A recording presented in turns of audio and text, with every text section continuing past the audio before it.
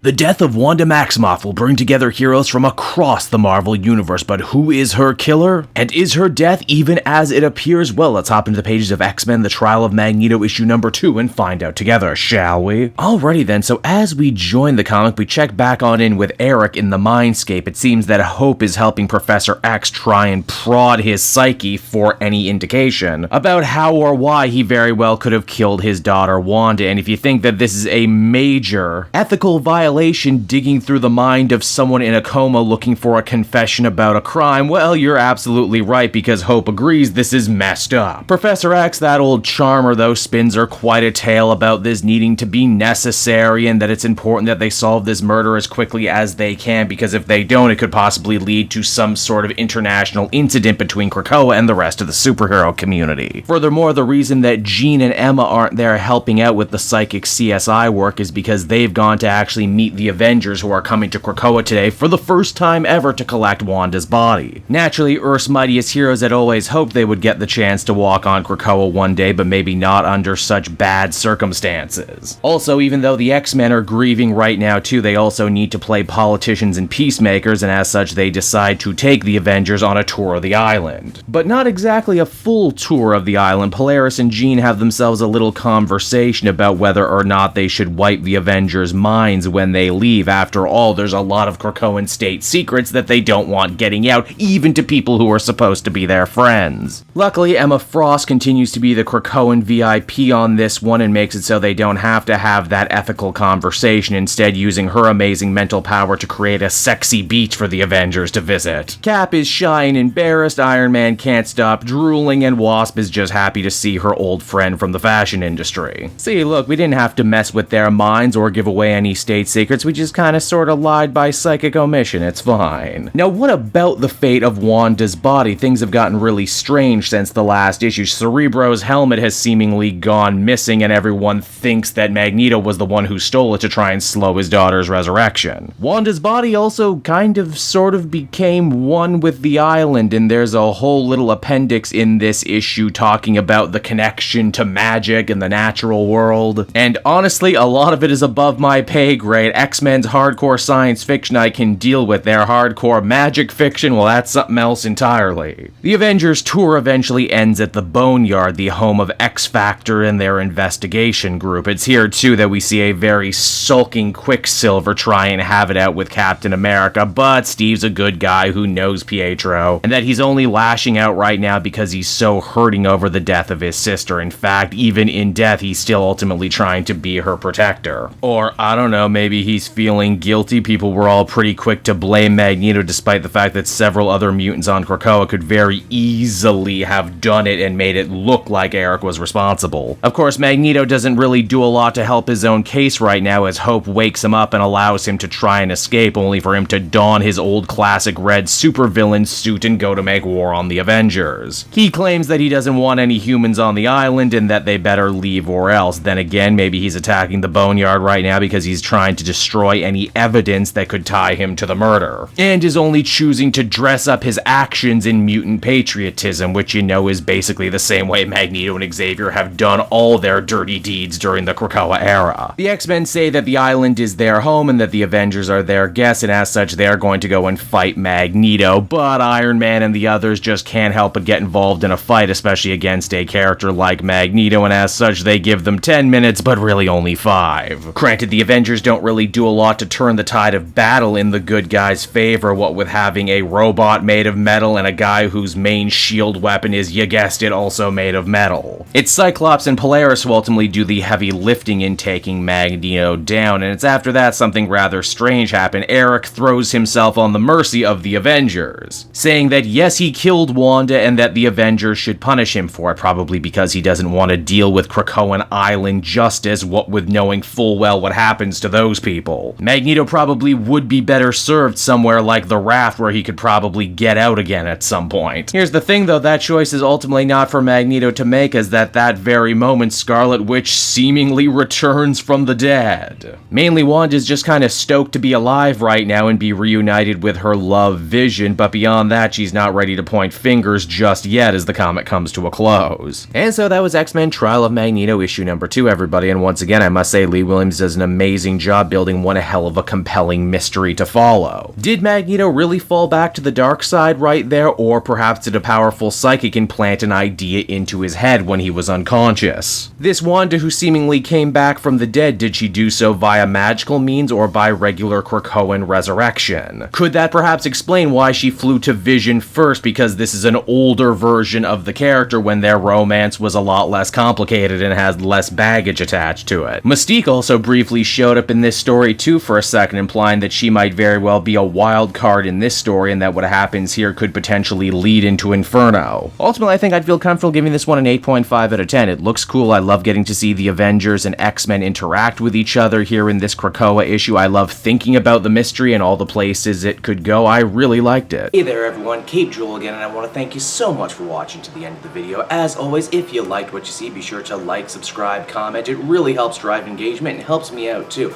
Also, if you are a patron, which you can become for as little as $1 a month, you will get exclusive content that no one else can ever see, and you'll get to see the Comic Multiverse podcast before anyone else too. You can check out all this and more down in the description. And until next time everyone, this has been Cape Joel, and I'll see you all next time. Cheers.